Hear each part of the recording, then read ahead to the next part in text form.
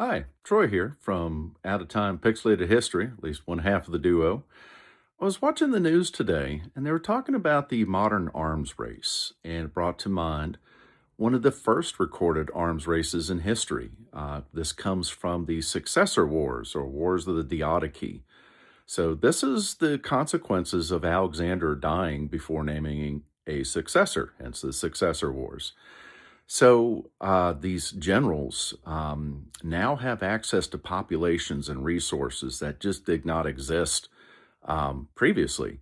So they're duking it out. Alexander's empire ranged all the way from India all the way to Europe, up north to Afghanistan.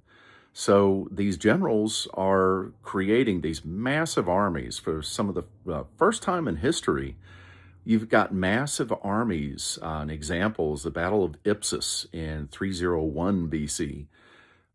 There were 600 elephants, 120 sided chariots, and over 160,000 men fighting. And this is in an era where the world population only numbered around 120 to 140 or so million people for the entire planet. So you can imagine the scale of these things, especially in their day. That particular battle, interesting cast of characters too. You've got Antigonos Monoptamos, only had one eye, Monooptamos.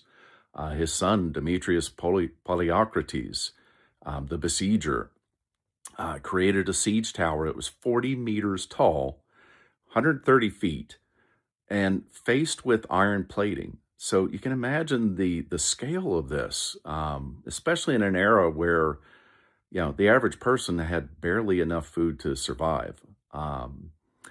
You look at another example, the naval expansion. The previous era they had biremes and triremes, meaning two or three men to an oar. These little ships. Compared to what happened in the successor wars, you've got ships now numbering up to 40 or more men. 20 wouldn't be uncommon per oar, which gives you a crew of about 4,000 men, which is about equivalent, and this is a handcrafted wooden ship.